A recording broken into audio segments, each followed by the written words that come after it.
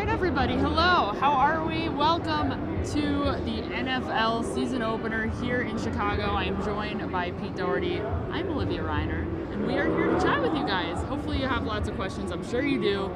Lots of questions we have heading into tonight, for sure, definitely. I mean, there's a lot of variables that are in play here as Matt LaFleur takes the field for the very first time in the regular season as Big a stuff. head coach. Yeah. Should we drop the inactives on them right away? Yeah, let's do it. Why not? So we've got Darius Shepard, Dexter Williams, Kadar Holman, Oren Brooks, Cole Madison, Alex Light, and Kingsley Kiki. So with Light inactive, that means Billy Turner's the backup tackle. And if something were to happen to a tackle and then something were to happen to him, I don't know what they would do. I guess Lane Taylor would probably kick out to tackle. Right. It's something to certainly keep an eye on. Doesn't happen often where you'd get two tackles hurt in one game, but it wouldn't be, I'm sure it wouldn't be a first either. No. But interesting. He was not on the injury report. Oh, no. Actually, I take that back. Let's see. Where was he on the injury report as of yesterday? Oh, Light. Yeah. He had an ankle injury, didn't he? Yeah, so let's see. Alex Light was a full participant on Wednesday and was not listed as any sort of questionable out on the injury report. So something clearly developed over the last couple of days that they now feel like he is not able to play, which puts them in a little bit of an interesting situation. Yeah. I don't remember. I just don't remember them ever going to a game without a backup tackle. As the sixth or seventh guy. I just don't remember that. All right, so any other notable names? Let me take a look at that again. Darius Shepard hadn't practiced all week. He was out with a hamstring injury. Dexter Williams is kind of an interesting little development there. I know we most likely expected to see Aaron Jones and Jamal Williams get the bulk of the carries in this game, but that being said, they are injury-prone guys. They were out with hamstring injuries during preseason, during training camp. So if anything were to happen, then I guess Danny Vitale is their number 3 halfback right now. That is true. That's pretty light for considering both of those guys, Jones and Williams, had some injuries during camp. That's pretty light at running back for a game. Yes, it is. All right, guys, I'm going to pull up the comments, see who's in there right now. We've got quite a few of you in there right now. Hello. Let's see. Hopefully everything looks good. My mic is. Let me know if you're having any audio issues hearing me. We've got a band in the background. Very festive atmosphere here. I was just texting with a friend of mine who lives in Chicago, and he said there's been a huge vibe about this game all week.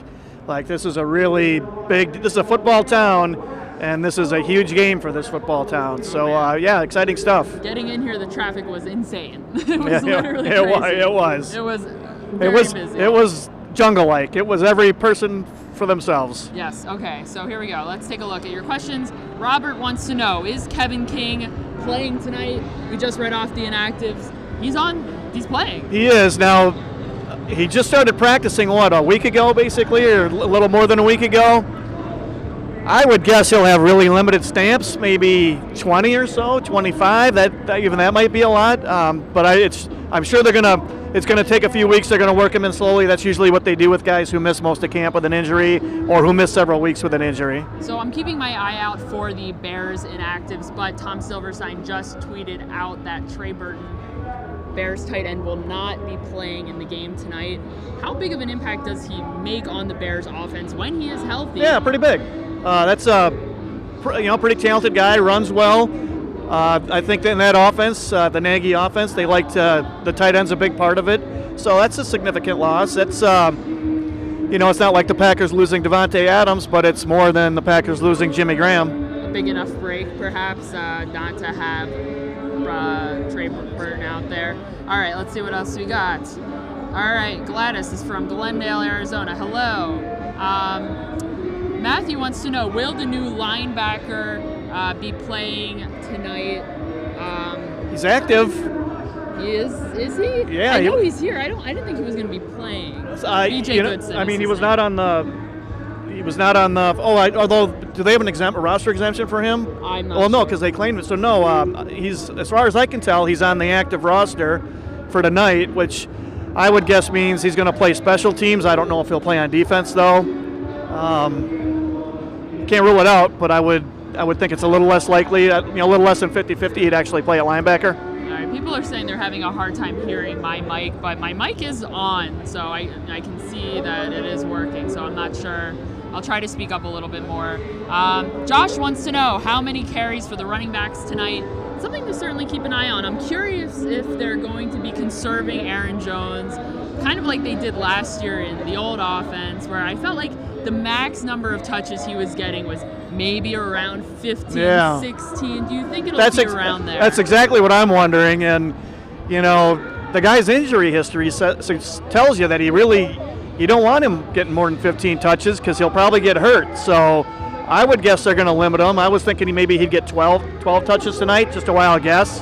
And then as far as the rest, I think it just depends on how well they're running the ball as to how many runs they get. Although LaFleur's going to run it, even if it's not working, he'll probably run it some just to set up everything else that comes on their offense off that outside zone run. Yes, and I think something to keep an eye on in this game as well is paying attention how Matt LaFleur uses Aaron Jones and Jamal Williams as receivers as well. It's something that he stressed is an important skill set for his running backs to have. And Danny Vitale, too. In camp, when he practiced, he was a tight end at Northwestern, and he catches the ball like He was a super back at Northwestern. Is that what yes, he was. So sort of like a hybrid. Yeah, well, he told me he played a lot of tight ends. Okay. So anyway, he was lying to you, but that's okay. But so he catches the ball like a tight end. When he's downfield, he can go and get it. So I do wonder how many touches he'll get. I'm sure they'd be all in the passing game. Yes, something to keep an eye on there. Justin wants to know, will Matt Nagy put Clinton Dix on Devontae Adams in man coverage? I do not think so. not if he wants to win. I would assume no. But that being said, maybe in double coverage he'll put him on him. Certainly, will be out there, and if I'm not mistaken, this is obvious. This is the first time he's seeing the Packers as a Bear. What are you looking to see out of him and also out of Adrian Amos tonight?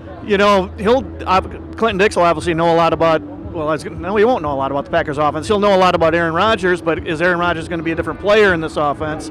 I guess I'll be curious to see whether he does make some big plays.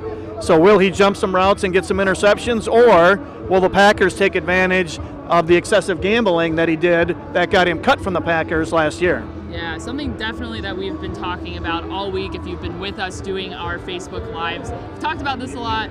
Aaron Rodgers obviously didn't get any reps in the preseason, and he has made it very clear that it is unnecessary for him to get preseason reps. It does not correlate to success in the regular season. What do you think? I asked this question to Ryan. I talked to Tom Silverstein about it as well, and we talked a little bit about the player agenda of them not necessarily wanting to play in the preseason and how much balancing that with, is that a fact versus maybe they might actually need to get out there. And I go back and forth on this. This is a gray area decision. If you talk to the GM and coach, especially a GM, they don't want him playing at all. He doesn't want to play at all.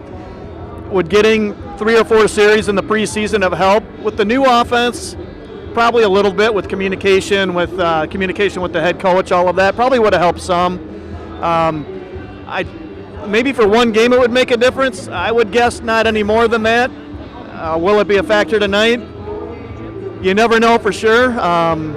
But this would be the one game where the first game would be the one where if it was going to make a difference, in my opinion, it would be the first game and not afterwards. Right. Let's talk a little bit about the inside linebacker position. So as we know, Blake Martinez and Ty Summers are the lone healthy inside linebackers, save for the new guy that they just picked up, BJ Goodson. So help is on the way. But that being said, the Packers have a veteran in Martinez, and they've got Ty Summers, who is obviously a rookie, 7th-round pick out of the draft this past year.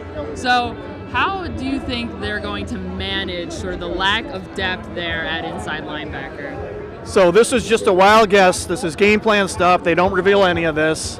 I wouldn't be surprised if Summers only plays 10 or 12 snaps, really obvious running down, short yardage, goal line, and that Raven Green is in there at that position a lot. He's got the most experience. My guess is that's the way they're going to go, but That's just a guess. I would think there'd be some trepidation about putting a rookie 7th-round pick out there for 30 or 40 snaps. And also, somewhat related, Curtis Bolton announced himself that he tore his ACL. That is the official word on the state of his injury that he sustained in Winnipeg. We hadn't known the extent exactly of his injury. We knew it was knee-related. He was in a boot. He had crutches after the game. And then he wasn't in a boot in the locker room for a little while. And now we know he has a torn ACL. Packers waived him injured, so he cleared waivers and he reverts to the injured reserve. So that's where he is now. And he's done for the year? That's it. Yeah. So he was walking around on it, right, in the locker room? Yes. So that probably means he had a partial tear. But as Pepper Burris, the former Packers trainer, told me 25 years ago, a partial tear is like being a little bit pregnant. If it's torn a little bit even, it's torn, and you almost always have to do surgery on it. So it's a long set of rehab for him now. All right, yeah, great. That's a very good analogy. I like that quite a bit. Very good. All right, guys, let's see what else. We'll take a couple more of your questions tonight. Predictions. Matt wants to know, what are they? What do we think? What do you expect to see? So what did you? I don't know why you weren't in the pick group, but we'll make sure you're on that next week. So if you had to pick a score, what would you have picked? Do you want some time to think about it? Yes, you go first. I'll say. So I went Bears 26-20, okay, going on the assumption that the Packers it's a really good defense they're going against, really good personnel, even if Pagano isn't as good a coordinator as Vic Fangio was, and I'm guessing the Packers offense will start slow with the new scheme. So I went 26-20 Bears. Okay, that's good. Okay. Whew.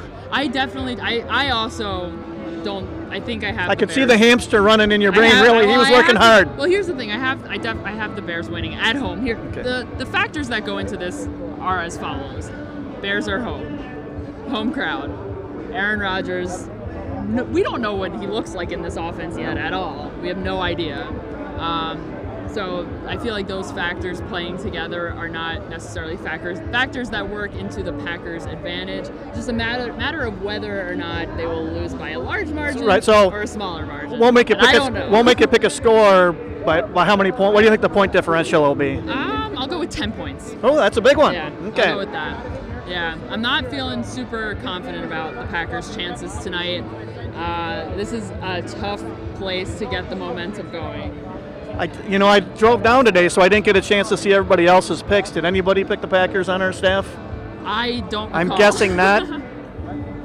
A lot of you are not pleased with our predictions. So you know what? Maybe we could be wrong. It's all hot air. This will be settled on the field, and we'll have nothing to do with it. So this is truly out of our hands. We are not putting any sort of energy into the air. They're in control. You can yell at Ryan Wood and I after the game. We'll be live once more to talk to you guys and break the game down, so you can share all of your thoughts and tell us how wrong we were if the Packers win.